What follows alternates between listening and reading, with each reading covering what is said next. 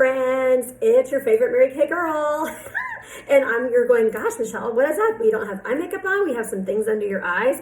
This is the scoop. I'm teaching y'all a quick tutorial on how to manage droopy eyes. So I have deep set eyes. Like if you look at my eyes, you can see that the crease is really deeply set back in there and I have a prominent brow bone. But I also have a little droop, like a little hanging down section on this side. And as we mature, sometimes we all get a little of this hanging down, and it's called the droopy eye, which is just so fun. It feels like a character from Snow White and the Seven Dwarfs. Droopy! So there you go.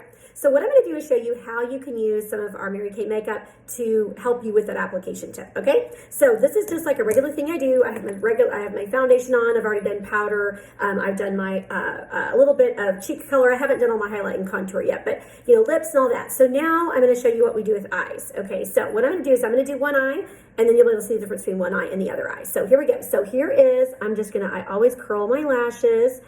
Because that definitely makes a difference. It opens up my eye more. And if you've never done this before, you'll suddenly see why it's like, oh, it really does make a difference on the lashes. And you can see how I did it. I just crimp, at the base and at the middle and at the end. Okay, so that's our eye curling. So you can already see there's a little bit of a difference. I use the Mary Kay liquid eyeshadow in Light Beam, and I'll put a touch on there. And then I use the Mary Kay cream eyeshadow brush to blend that. So I'm blending it over the lid, and I'm actually putting it all the way up, not quite to my brow bone, but almost. You can see I'm covering the mass of the eye area with a shiny and, not sparkly little shine. It also works as a gripper. It's like a primer and a shadow and on product. So that's why I love that so much. So you can see that little fun thing, and I can put a little bit here. It opens the eye up and it stays in place because it's waterproof and crease resistant. So that is my first step, always, always. Incidentally, I always use a paper towel, and then I can clean my brushes off and just wipe them off in between so that way my brushes aren't so disgusting, But you want to clean your brushes weekly with your Mary Kay brush cleaner. Okay, so now the next thing I'm going to do is I'm going to use a small smudge brush with a very light sparkly shade, because this is so deep set, I need to make that come forward. Can y'all see how deep set that is? So what I'm doing is using the Mary Kay Smoky Quartz. You can see I use a lot of it. I'm almost out. This is one of the compacts that's called the Compact Petite. It's super easy. It's like the Petite Compact. Holds 4 eyeshadows or a cheek color, and it does a great job in just keeping your product in a small space if you just need a few things.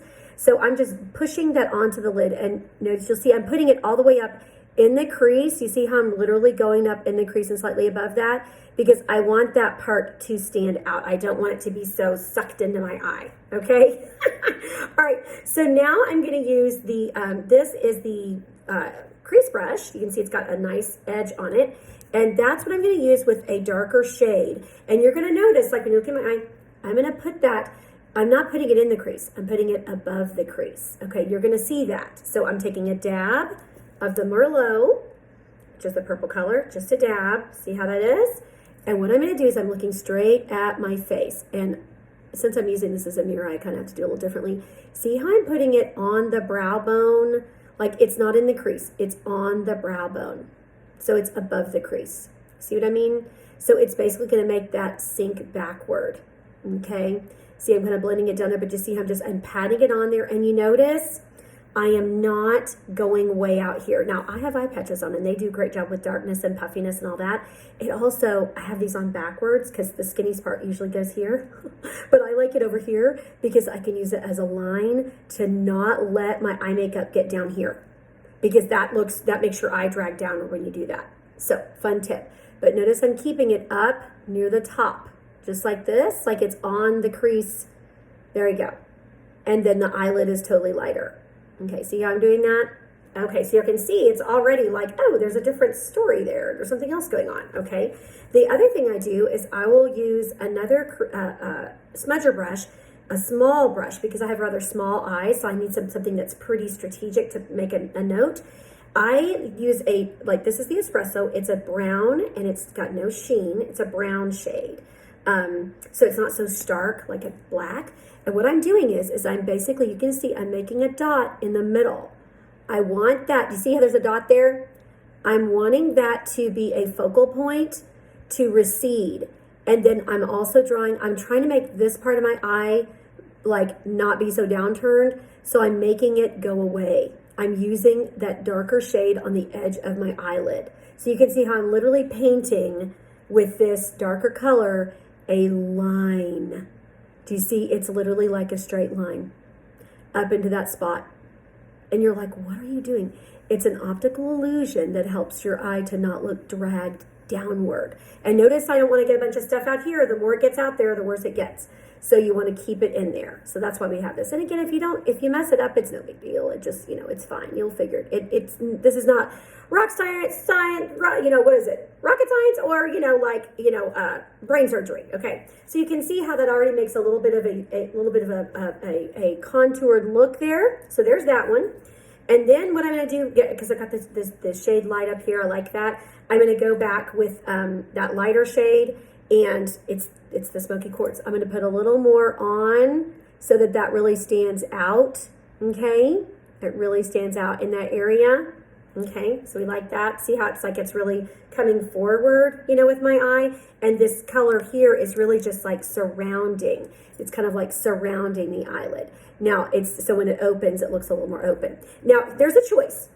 You can always choose. Many people like having a lid, like a shine on their lid right up here. Some people like it to look more matte there. Right now, I'm going to go with a little bit of the matte look. I'm going to use the lightest shade, the Biscotti here.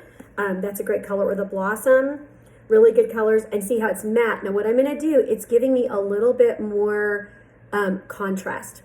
So you can see it's giving me a little bit more of a contrast there, but it's not shiny, but yet it lifts my eyebrow up. And then I also am coming in here where this is shadowed, so I can kind of bring that out a little bit. So you can see how that blends it, just opens it, pops it a little bit. I use the all over eyeshadow brush to blend it. I'm blending this direction inward. I don't want to blend outward because that's going to drag the eye downward. So I'm blending inward, just like that, and blending it together. And you can see my little, if this thing kind of moves around a little bit, it'll be going away in a minute, okay? But that's what we do, we blend inward, okay? Now, obviously, I've already done my eyebrows and, done all that good stuff. And if I want to make it, if I'm like, that's a little high on that darker color, no big deal, I just blend it downward. It's okay. And you know what? You can still get pimples and clogged pores on your eyelids. You can see I have one. I'm using the acne treatment gel to get rid of that, okay? But you can see how that already, has a nice effect on my eyes. Now, I always use eyeliner to line, and with deep set eyes, you can line, a thin line is kind of a better choice.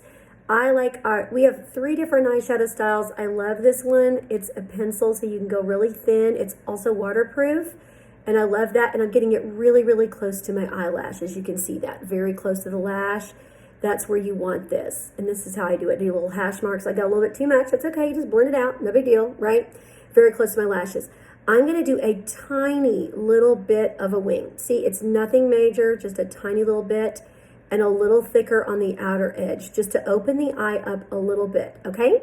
So now I'm going to teach you another technique with the droopy eye. You can see, where my eyelashes are. What I'm going to do, and I'm going to have to use my magnifying mirror so I can see, I'm going to get up and call what's called tight lining. Tight lining is where you basically are lining in between and under your eyelashes, okay? Now, this is easily done with one of our pencils because it's not it doesn't drip around, it doesn't move, all that good stuff. Seem like I have a hair in there, y'all. That's always fun when you're making a video and stuff doesn't go right. Oops, sorry. You won't be able to see that. This is called tight lining. You go right in there, and what that's going to do is make a nice, tight, darker line to lift the edge of that. So, see what I mean? So it basically is giving me a little more of a lift. Now, yes, I got it on the bottom. I'm not worried about that either. Okay, so then the last step is mascara. Now, a lot of people like using, fake lashes, and I will do that for fancy occasions, but on an everyday basis, I don't enjoy that process. So it's up to you to decide. But what I'm doing is I'm using 2 coats. This is the Ultimate Black Mascara, and I like this one because of the brush technology and the volume it provides. And it also does not smudge, so it stays in place. So I'm going to just get that on there. And the way you apply the mascara, you go base of the lash, wiggle, and pull out. base, wiggle, and pull out.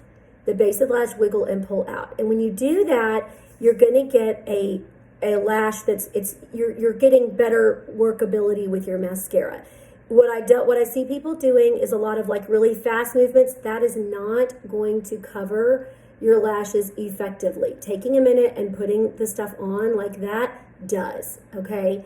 So that's many times it is lash technology, it is type of mascara, and it is technique, okay? So now I will tell you, I use 2 mascaras because I can. I love it. That one's more of my thickening mascara, and this one is going to be more of the defining mascara. So you can see that's a Lash Panorama. The brush technology has got that, it's got an hourglass shape. It also has the little tiny bristles that grab every lash and separate them even on the tip. So that makes it easy for me to come back in here and go the same way at the base of the lash, spreading upward, pulling outward, and you want your lashes to go outward like that. So that's what we do. Let me come this direction, going outward.